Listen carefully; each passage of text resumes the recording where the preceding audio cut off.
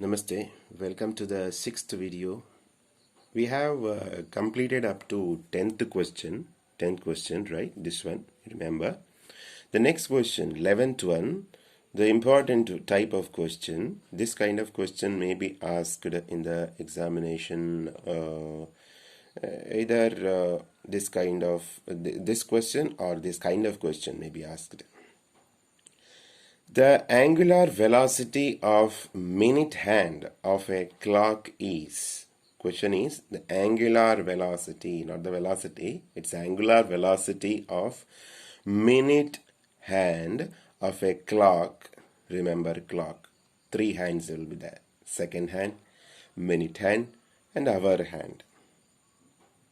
Right? So here it is mentioned that it is minute hand. Options are given in terms of radians per second. So how to find angular velocity? Let us see. Carefully listen. Important it is.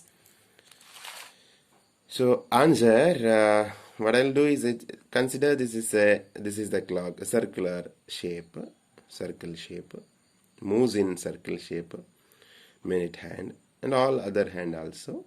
So if I take total angle around this in radians, that is 2 pi. 2 pi, or what you call 2 pi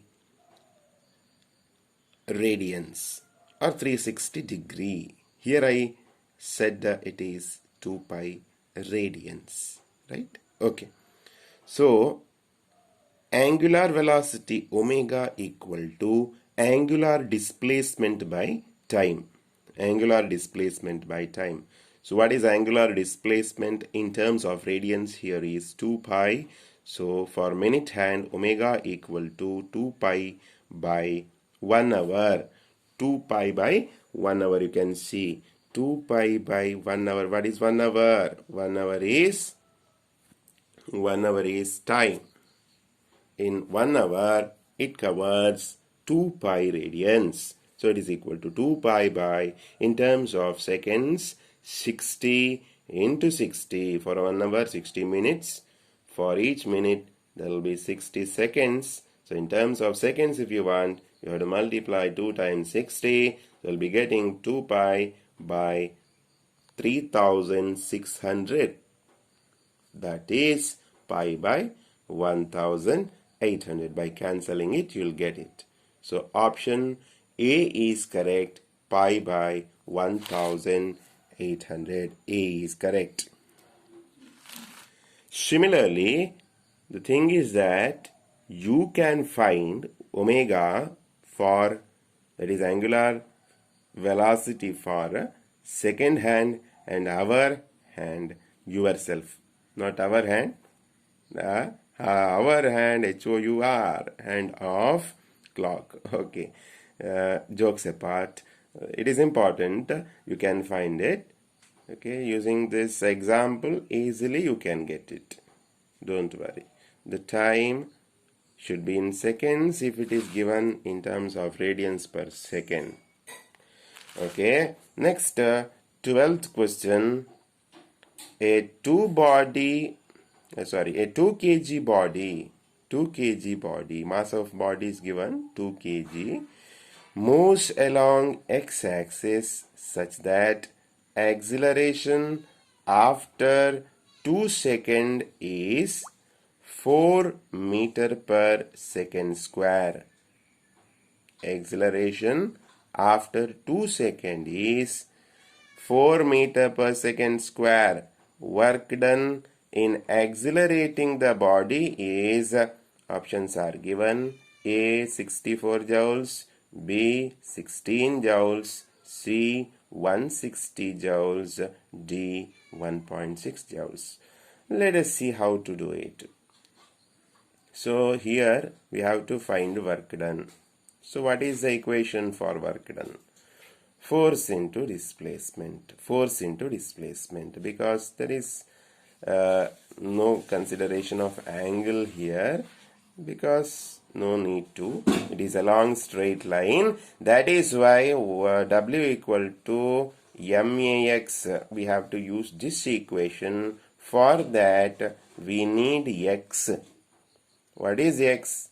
Displacement. How to get that? Using this equation of motion easily we can get what is x.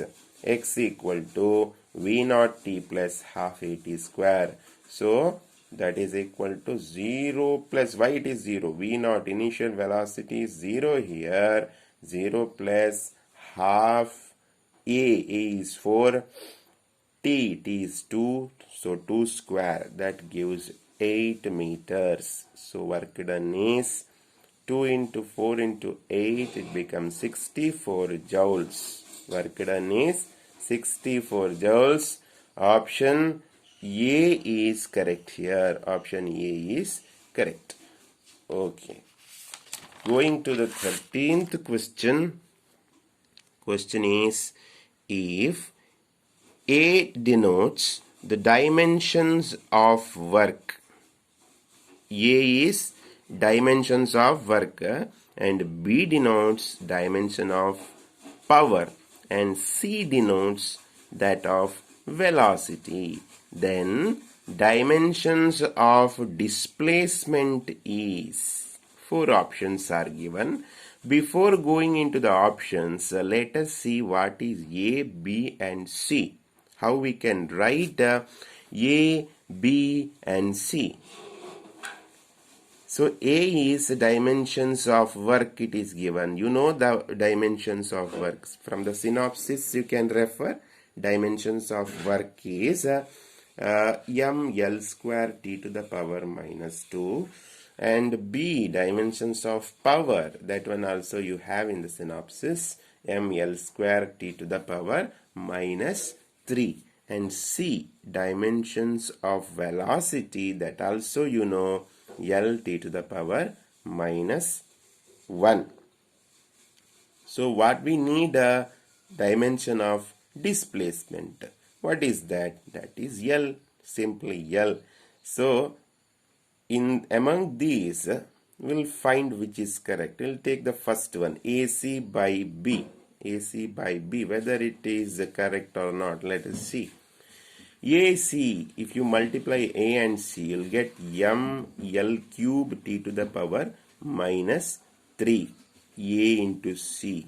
L is extra here. T to the power minus 1 is there. So it becomes 3. It becomes what? 3 again. It is minus 3, it is 3.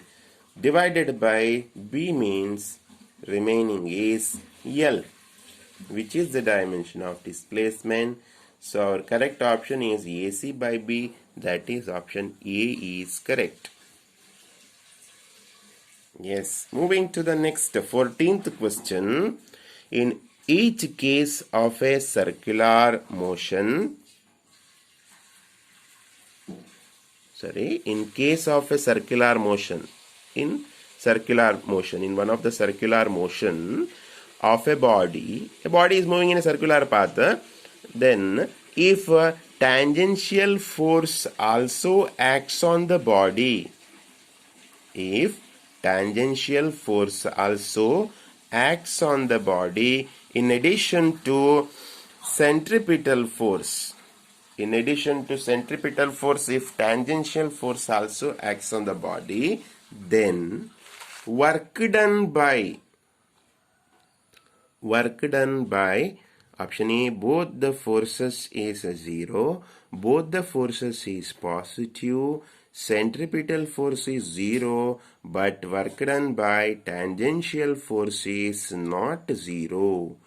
D, tangential force is 0, but work done by centripetal force is not 0. Which is correct option? You know, during circular motion, work done by centripetal force is 0.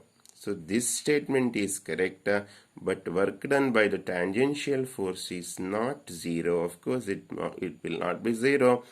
So option C is correct for this question. Option C. 15th question. Masses of two substances are 1 gram and 9 gram respectively. Two substances are there.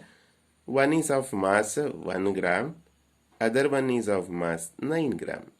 If their kinetic energies are same, condition is their kinetic energies are same, the ratio of their momentum will be, they will be having their own momentum, right?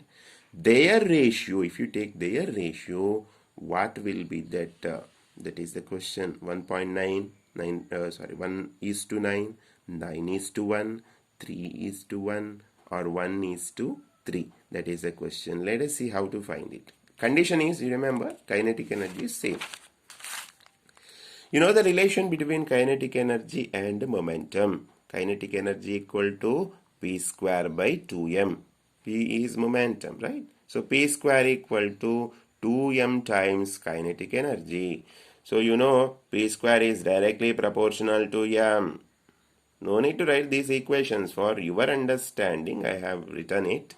If you already very much familiar with the synopsis and these equations will be in your mind, so you can directly say P is proportional to root m. No need to go through all these steps. This is for only the sake of understanding for you. So you can directly remember this. P is directly proportional to root m. So time will be saved here. P1 by P2 will be root of m1 by m2. Because of this relation, you can write this. This relation sign becomes equal to sign here. That is equal to root of 1 by 9. m1 is 1, m2 is 9. So it is 1 by 3. 1 by 3 means 1 is to 3. In terms of ratio, it is 1 is to 3. Option D is correct here. Option D is correct. Okay, we'll see the next 5 questions in the next video. So I will first conclude 20 questions in 4 videos. Keep watching.